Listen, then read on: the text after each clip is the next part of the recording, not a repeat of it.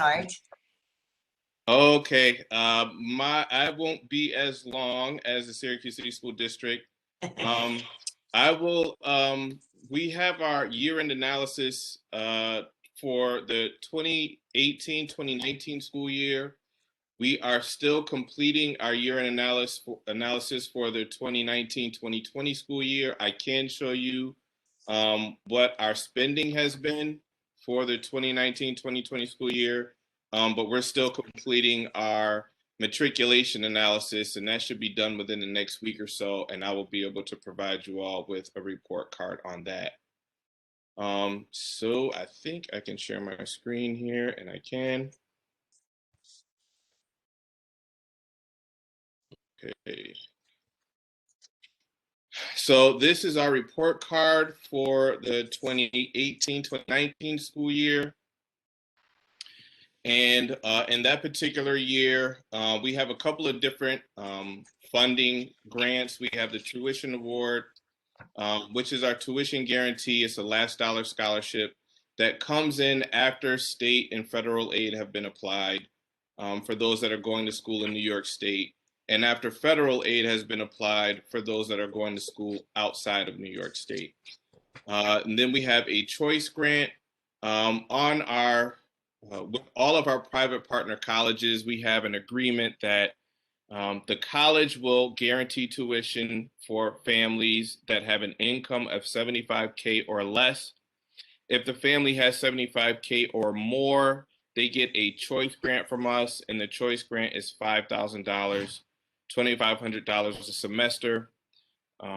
Except for Syracuse University, there is no income. So every student from the Syracuse City School District that meets the Say Yes to Education eligibility criteria gets the tuition guarantee from Syracuse University, regardless of income. And at the University of Rochester, the agreement we have with them is that the family income is $100,000 or less. If the family income is more than $100,000, they get the choice grant. And then we have the opportunity grant, which we expanded this last year. The opportunity grant was for students that were living on campus and attending SUNY schools and receiving the maximum Pell Award. We expanded that because there was a small pocket of students that weren't eligible for that type of grant, and they were getting very small scholarships. So it's the policy on that now is that if the student is receiving enough federal aid and state aid in the form of grants, which are Pell grants and New York State TAP grants, they get the opportunity grant. So in this particular year, our total from the Say Yes to Education endowment that we spent was $1.1 million. And you'll see for tuition that it's over $600,000. For the choice grant, it is $171,000. And for the opportunity grant, it's $372,000. To date, that big number there that you see, $17,472,889 is what we spent in total up to 2019. That total is a lot higher, a couple of $1 million higher now.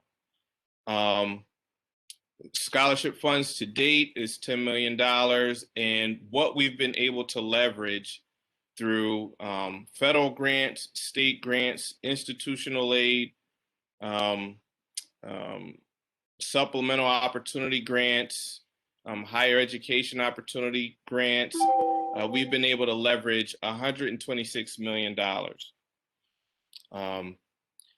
When we go down here for scholars, the number of students we have attending public versus private, there are more students that attend public universities and then at a 2-year and a 4-year school, we have more students that attend 4-year schools than 2-year schools.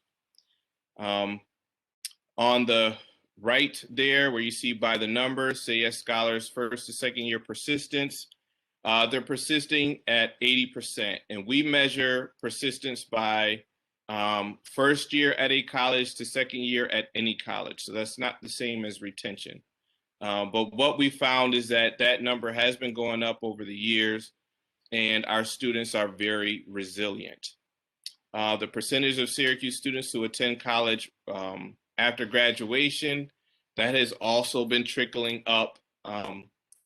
It's at 64%. So in 2019, or excuse me, 2018, 64% of the students that graduated matriculated to high school. And that in 2016, we were at 61%.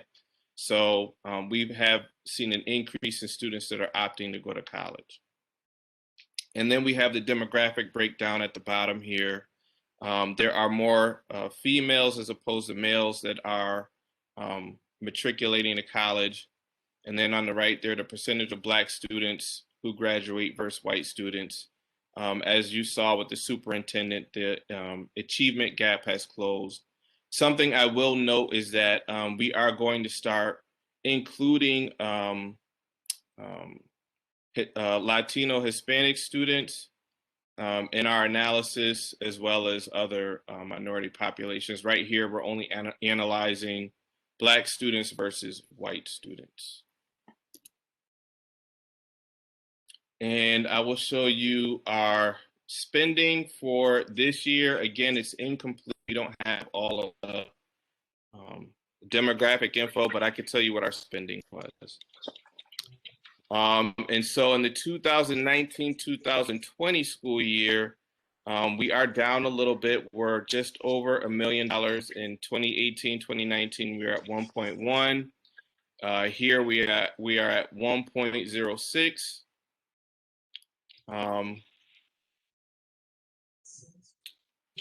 This is our spending at each of the colleges. It's just worth noting here that at some of the bigger schools, what we've done, we have a large number of students that attend Buffalo State. We have a large number of students that attend OCC in Oswego and Tompkins Cortland Community College. The school that you won't see here is Syracuse University, and that is because any student that attends Syracuse University does not receive funds from the endowment. Because Syracuse University does not have an income limit, all of the students that go there are funded by Syracuse University with the tuition guarantee. And when we go to outside aid, so far this year, we've been able to leverage $17 million. So for the $1 million that we spend on scholarship, the return of investment, or what we've been able to leverage, is $17,223,920.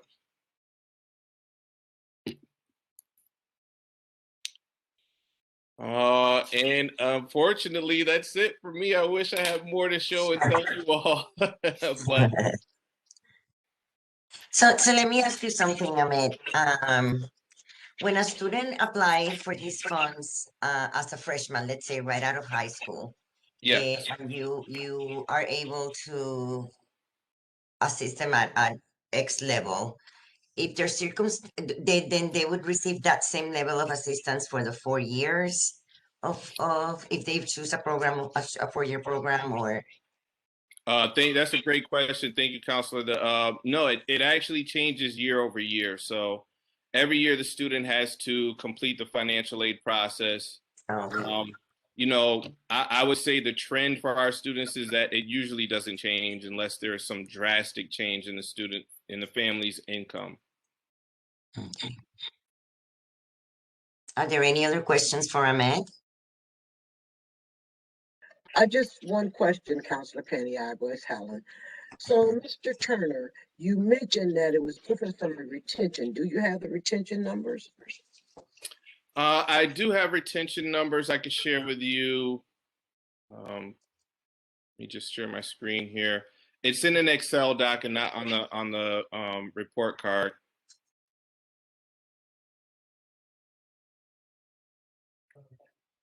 All right, bear with me just a second.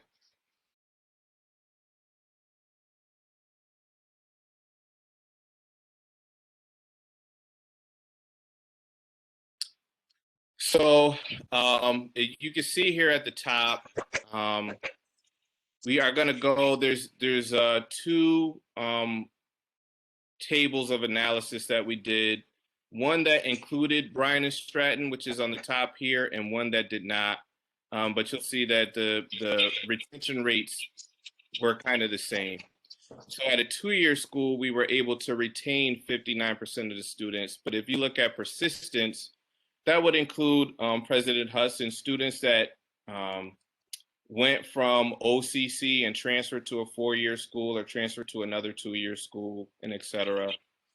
At a four-year school, 67% of the students were retained at the same school. So that means they started at Buffalo State and went there the next year. But a lot of students transferred to different schools, and we were able to retain 91% at four-year schools.